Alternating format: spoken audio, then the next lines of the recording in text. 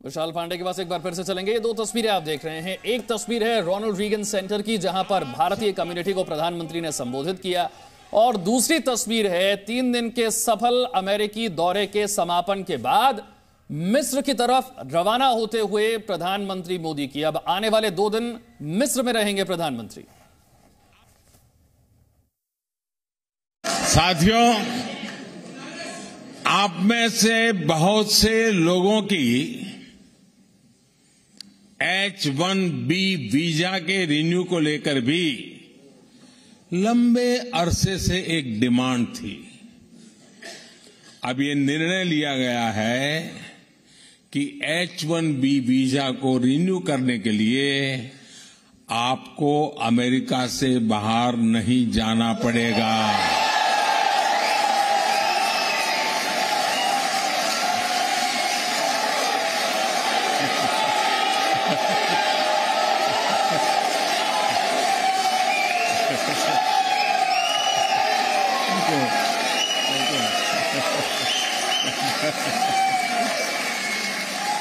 Thank you. America में रहते हुए ही अब ये वीजा रिन्यू हो जाएगा। इसके लिए इस साल एक पायलट प्रोजेक्ट शुरू किया जाएगा। इसका बहुत बड़ा फायदा हमारे आईटी प्रोफेशनल्स को भी होने वाला है। इस फैसले के जो भी अनुभव होंगे, उसे देखते हुए यही व्यवस्था भविष्य में L कैटेगरी वीजा के लिए भी हो सकती है। विशाल पांडे मेरे सहयोगी हमारे साथ जुड़े हैं। विशाल, H-1B वीजा का रिन्यूअल तो एक बड़ा फैसला है ही। इसी के साथ साथ प्रधानमंत्री ने कहा कि सिएटल में भारत अपना कॉन्सुलेट खोलने जा रहा है, और अमेरिका की तरफ से भारत में 2 और कॉन्सुलेट, एक अहमदाबाद और एक बेंगलुरु में खुलने जा रहे हैं। इसका कितना बड़ा असर होगा, जरा यह भी समझिए। देखिए, बिल्कुल मैं यहाँ पर जो लोग मौजूद हैं उनसे मैं पूछता हूँ, जो सियाटल में यहाँ पर नया कॉन्सुलेट भारत की तरफ से खोला जाएगा, इसका प्रभाव कितने भारतीयों पर पड़ेगा, कितने क्षेत्रों पर पड़ेगा, ये बहुत महत्वपूर्ण है। नाम क्या है आपका? Doctor Nandini Tandon. Doctor Nandini, Seattle में जो कॉन्सुलेट खोलने का ऐलान प्रधानमंत्री की तरफ से किया गया, इसके अलावा 2 और शहरों में जिसका नाम पीएम की तरफ से नहीं बताया गया, कॉन्सुलेट खोलने का यहाँ पर ऐलान किया गया है, उस पर आपकी क्या प्रतिक्रिया है? कितने भारतीयों को इससे मदद मिलेगी, कितने भारतीयों को इससे फायदा होगा? बहुत मदद मिलेगी, बहुत फ़ायदा होगा, क्योंकि सियाटल है जो पूरा वेस्ट कोस्ट है, वो टेक्नोलॉजी का हब है। और हम लोग सब जानते हैं कि यूएस और इंडिया और इनफैक्ट ग्लोबली टेक्नोलॉजी की सिर्फ बढ़ोतरी होगी, और उसके लिए बहुत ज़रूरी है कि सियाटल में प्रेजेंस हो। और इसके खुलने से एक तो लोगों को मदद मिलेगी, उसके अलावा और संख्या में भी लोग जा पाएंगे। अच्छा, वेस्ट कोस्ट से जो सियाटल है वहाँ से अभी जो कॉन्सुलेट है, चाहे न्यूयॉर्क में भारत का हो या फिर हम सैन फ्रांसिस्को की बात कर ले, या वाशिंगटन डीसी में जो हमारा दूतावास है, ये काफ़ी दूरी पर है। कितनी दूरी पर है ये? बहुत ज़्यादा दूरी पे है। हाँ, तो सैन फ्रांसिस्को से शिकागो, शिकागो से न्यूयॉर्क, एक तरह से पूरा दिन निकल जाता है जाने में, क्योंकि एक तो टाइम डिफरेंस है, सेवरल आवर्स की फ़्लाइट भी है, और जो सियाटल के लोग हैं, काम करते हैं, सब लोग काम छोड़ के आए सैन फ्रांसिस्को, इतना आसान नहीं है। तो सियाटल में उनसे बहुत फ़र्क पड़ेगा, और ख़ास करके इसलिए भी फ़र्क पड़ेगा जो नई जनरेशन है टेक्नोलॉजी की, जो फोकस कर रहे हैं, उनको एक मदद मिल जाएगी। और आपने जो कठिनाई की जो बार है उसको नीचे ले आए हैं, तो उससे सहायता मिलती है, फिर ज़्यादा लोग जाएंगे भारत, बहुत अच्छा हो जाएगा। देखिए, बहुत बड़ा फैसला ये कॉन्सुलेट खोलने का भी यहाँ पर भारतीयों की नज़र से है, और बेंगलोर में भी खोलना जो खोल रहे हैं। देखिए, दोनों तरफ से हो रहा है। इंडिया भी पूरी कोशिश कर रहा है, और सबसे प्रशंसाजनक बात जो है मोदी जी की है, उन्होंने वो खुद तो कर ही रहे हैं, उन्होंने बाइडेन जी के साथ मिलके कर रहे हैं, तो बाइडेन जी खोल रहे हैं अब बेंगलोर में, जो हम सब जानते हैं हब है टेक्नोलॉजी। और अहमदाबाद में कितने व्यापारी आते हैं, कितने लोग आते हैं, कितने परिवार आते हैं। तो अब दक्षिण भारत के लोगों को या फिर गुजरात के लोगों को मुंबई या दिल्ली नहीं आना पड़ेगा। बिल्कुल सही बात है। तो इससे क्या होता है कि मदद मिल जाती है, और जो चिंता होती है, जो पूरी मानसिक पीड़ा होती है परिवार को कि होगा नहीं होगा कैसे होगा, ये हट जाती है। Actually, I have continuation what you say. Can you please speak in Hindi? Yeah, no, I'm not much, but I speak in English a little bit. You know, actually, my name is Santi Shari. I have a best suggestion for the President Biden on behalf of the Indian group. So what happened, there are like 15 million jobs is not taken in this country. So I think India can send 1 million, doctors, nurses, teachers, and all kinds of people in the rural America, I think that it can easily take, this such a big country, it can take a large number of people. But today is a historic day because I'm actually lobbyist in Washington, D.C. Yes. And I've introduced actually through my efforts, a bill was introduced in the House by Ro Khanna and also by the Senator Warner and Cornyn last week. And it's called the US-India, it's going to be a permanent relationship between two countries. The main thing, it's going to be people to people. It may take actually 90 days to sign the bill. People to people connect की बात यहाँ पर की जा रही है। मैं जल्दी से एक और प्रतिक्रिया यहाँ पर H1B वीज़ा और काउंसलेट जो नए खोलने का ऐलान किया गया उस पर लेता हूँ। सर, मैं ये जानना चाहता हूँ कि कितना बड़ा फैसला है प्राइम मिनिस्टर की तरफ से, बाइडन की तरफ से, राष्ट्रपति की H1B वीज़ा अब यहीं पर रिन्यू होगा। अभी थोड़े दिन पहले हमारी एक फ्रेंड है, उनकी बेटी है, वो NYU में गई है और टॉप पर पास हुई है और उसको वापस जाना पड़ रहा है H1B के लिए। तो ये जो फैसला है बहुत बड़ा फैसला है हमारे लिए, इतना अच्छा फैसला है और मोदी जी ने जो काम किए हैं ऐसा काम कोई नहीं कर सकता इधर।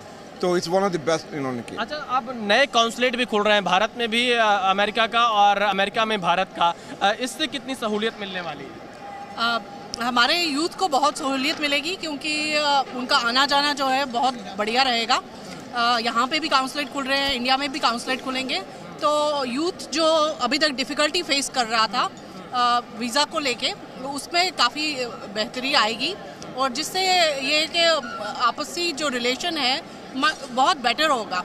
ऐसे भी यूथ को समझने में थोड़ा सा तकलीफ़ होती है क्योंकि वो चाहते हैं कि हम यहाँ आएँ, पर इतनी सारी उनको मुश्किलें फेस करनी पड़ती हैं उसके लिए, तो उसमें काफ़ी सुधार होगा और यूथ बहुत खुश होगा उससे। मोदी जी के बारे में कुछ बोलें, 2 शब्द जल्दी से आप बोले। नहीं, आज मोदी जी को अपने सामने साक्षात देख के बस ऐसा लगा जैसे भगवान विष्णु के रूप में हमको सामने दिख गए हैं और मेरे मन में खाली एक ही श्लोक याद आया मुझे, यदा यदा ही धर्मस्य ग्लानिर्भवति भारत अभ्युत्थानम अधर्मस्य तदात्मानम सृजाम्यहम्। तो मोदी जी जो है भगवान का रूप धर के इस धरती पे आए हैं और वो ना कि भारत का ही उद्धार करेंगे पर पूरे विश्व का उद्धार करेंगे।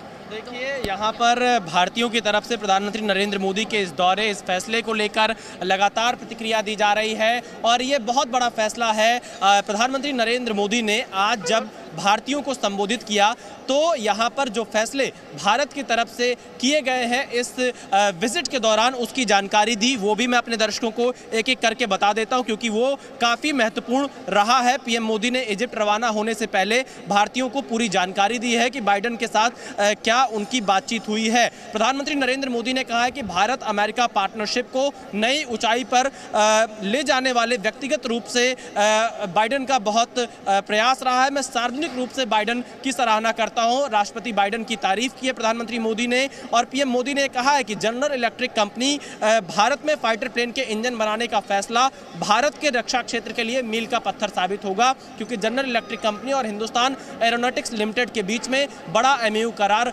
हुआ है जिसकी वजह से अब ये इंजन की टेक्नोलॉजी भारत के पास आई है। टेक्नोलॉजी ट्रांसफर पर फैसला हुआ है, ये एक बहुत बड़ा फैसला है। और साथ ही यहाँ पर प्रधानमंत्री नरेंद्र मोदी ने बताया है कि इस यात्रा के दौरान जब PM Modi micron, Google, applied material जैसी बड़ी कंपनियों के प्रमुख से मिले तो उन्होंने भारत में निवेश करने का फैसला लिया है। साथ ही प्रधानमंत्री नरेंद्र मोदी ने यह भी जानकारी दी है कि माइक्रोन के द्वारा सेमीकंडक्टर के सेक्टर में निवेश किया जाएगा और इससे भारत को विश्व से जोड़ने वाला यह कदम पीएम मोदी की तरफ से बताया गया है। गूगल भी अब भारत में अपना ग्लोबल फिनटेक्स सेंटर खोलने जा रहा है, पीएम मोदी की तरफ से जानकारी दी गई है।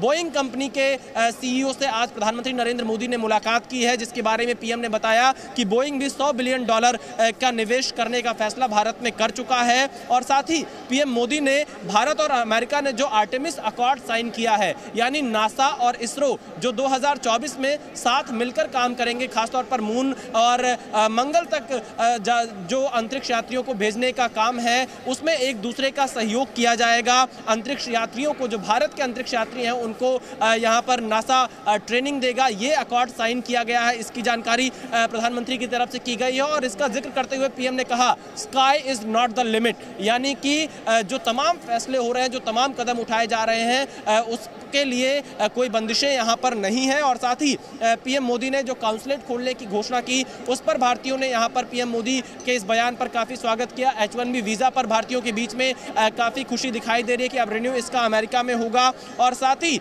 पीएम मोदी ने यह भी ऐलान किया है कि बहुत जल्द अगर इस पायलट प्रोजेक्ट का अनुभव देखते हुए जो L कैटेगरी के वीजा हैं, उनके लिए भी यह व्यवस्था लागू की जा सकती है। और पीएम मोदी ने दोनों ही देश के लोकतंत्र की सराहना यहाँ पर की है। और पीएम मोदी ने कहा है कि आज दुनिया दो महान लोकतांत्रिक देशों की साझेदारी को देख रही है, भारत और अमेरिका की दोस्ती को देख रही है, भारत और अमेरिका के पार्टनरशिप को देख रही है। और भारत और अमेरिका की यह पार्टनरशिप पूरी दुनिया के लिए बहुत बेहतर कदम साबित होगा। और प्रधानमंत्री नरेंद्र मोदी का जो ये राजकीय दौरा रहा, बाइडेन के साथ जो उनकी मुलाकात रही, इसमें जो कई अहम फैसले हुए हैं, वो भी अपने आप में भारत और अमेरिका के रिश्तों को और आगे लेकर जाएंगे। और पीएम मोदी ने यह भी बताया कि भारत और अमेरिका के बीच सिर्फ व्यापारिक रिश्ते ही नहीं है, बल्कि भावनात्मक रिश्ते भी अब जुड़ चुके हैं। तो कुल मिलाकर अगर देखें तो प्रधानमंत्री नरेंद्र मोदी का यह दौरा बेहद खास रहा है। पीएम मोदी पीएम मोदी यहाँ पर 20 जून को पहुंचे थे न्यूयॉर्क, जहां पर